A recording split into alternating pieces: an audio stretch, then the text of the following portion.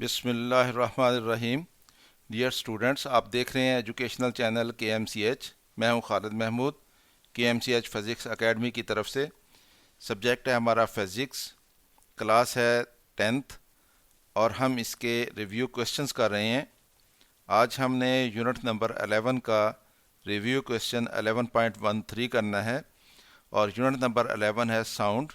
Question number 11.13 है, if the pitch of sound is increased, what are the changes in the following? कि अगर हम sound की pitch को चेंज करें, और चेंज किस तरह से करें कि उसको इंक्रीज कर दें, बढ़ा दें उसको, पिच को। What are the changes in the following? तो इनमें क्या चेंजेस आ जाएंगी?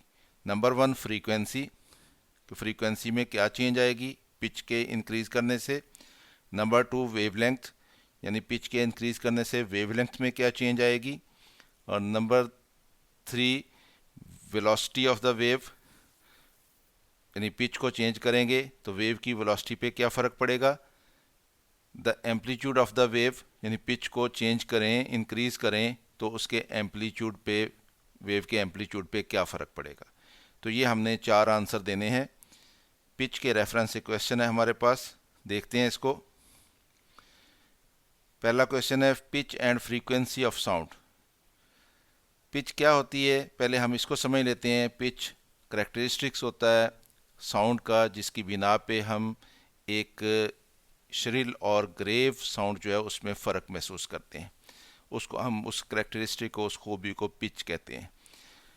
The pitch of the sound depends upon the frequency, कि पिच जो है साउंड की वो फ्रीक्वेंसी पे डिपेंड करती है, ऑफ द साउंड, साउंड की फ्रीक्वेंसी पे।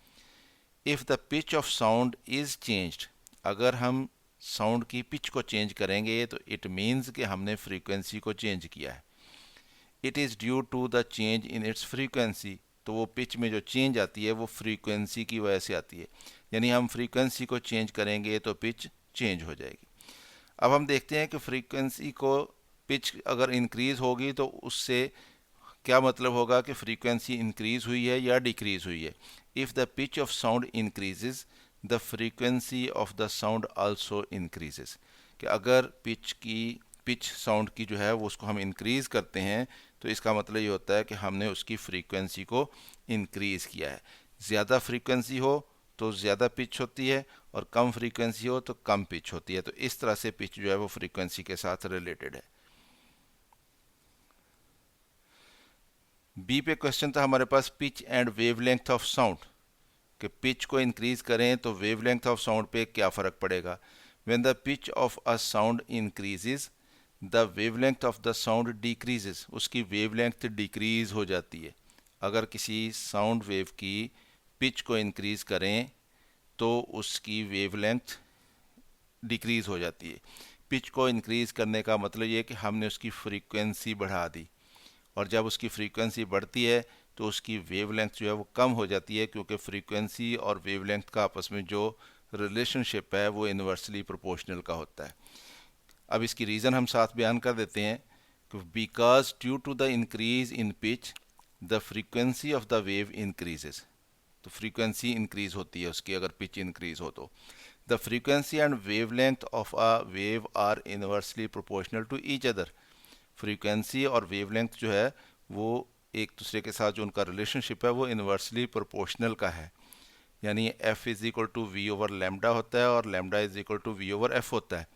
सो on increasing the frequency the wavelength decreases, इसलिए अगर हम उस वेव की फ्रीक्वेंसी इंक्रीज करेंगे, यानी पिच इंक्रीज करेंगे, तो उसकी फ्रीक्वेंसी इंक्रीज हो जाएगी, और फ्रीक्वेंसी इंक्रीज हो जाएगी तो उसकी वेवलेंथ जो है वो डिक्रीज हो जाएगी।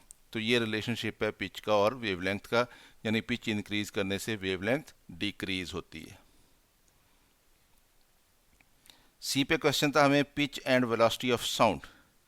The velocity of sound depends primarily on the properties of the medium, तो ये जो वेलोसिटी होती है ये मीडियम के ऊपर डिपेंड करती है कि किस मीडियम में साउंड की वेलोसिटी क्या होनी है, और मीडियम की प्रॉपर्टीज़ के ऊपर डिपेंड करती है थ्रू विच इट ट्रेवल्स, जिसमें से ये गुजर रही होती है। Such as its density, density क्या है मीडियम की, प्रेशर क्या है, इलास्टिसिटी क्या है, और उसका टेम्परेचर क्या है।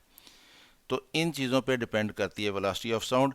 It is not directly affected by the pitch, ये पिच से इफेक्ट नहीं होती वेलोसिटी, और फ्रीक्वेंसी ऑफ द साउंड, क्योंकि पिच का ताल्लुक फ्रीक्वेंसी से है, इसलिए फ्रीक्वेंसी से या पिच के इंक्रीज करने से साउंड की वेलोसिटी जो है वो इंक्रीज नहीं होती। साउंड की वेलोसिटी का दारोमदार जो है वो मीडियम के ऊपर होता है, और मीडियम की करेक्टरिस्टिक्स पे होता है कि उसकी डेंसिटी कितनी है, उसका प्रेशर क्या है, इलास्टिसिटी कितनी है, और टेम्परेचर वगैरह कितना है उसका। So the velocity of the wave remains unchanged, उसकी वेलोसिटी जो वेव की वो चेंज नहीं होती। When it's pitch is changed, उसकी पिच को बेशक हम चेंज कर दें तो उसकी वेलोसिटी पे फ़र्क नहीं पड़ेगा। Pitch and amplitude of sound, चौथा क्वेश्चन था हमारे पास कि पिच के इंक्रीज करने से एम्पलीट्यूड जो है साउंड की उस पर क्या फ़र्क पड़ेगा। एम्पलीट्यूड साउंड की जो है इससे हमें लाउडनेस का पता कर चलता है, ज़्यादा एम्पलीट्यूड हो तो लाउडनेस ज़्यादा होती है, कम एम्पलीट्यूड हो तो लाउडनेस कम होती है। तो पिच का ताल्लुक जो है वो फ्रीक्वेंसी के साथ है, और फ्रीक्वेंसी से साउंड की लाउडनेस जो है उसके ऊपर कोई फ़र्क नहीं पड़ता है, यानी उसका एम्पलीट्यूड जो है वो चेंज नहीं होता है उससे। Pitch of sound do not directly depends on the amplitude of sound, कि पिच जो है वो साउंड के एम्पलीट्यूड पे डिपेंड नहीं करती है। So by changing pitch of the sound amplitude remains unchanged, और अगर हम पिच को चेंज करें तो एम्पलीट्यूड जो है वो अनचेंज रहता है। इसका मतलब ये हुआ कि पिच को इंक्रीज़ करने से एम्पलीट्यूड इंक्रीज नहीं होता। तो स्टूडेंट्स ये था क्वेश्चंस का आंसर, हमने देख लिया। इसको खुद भी देखें, इस वीडियो को दोस्तों के साथ इसको शेयर भी कर लें ताकि वो भी इससे फ़ायदा उठा सकें।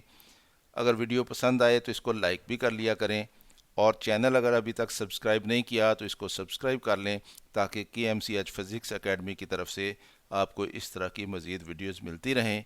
मेरी तरफ से अल्लाह हाफिज़, शाद रहें, आबाद रहें।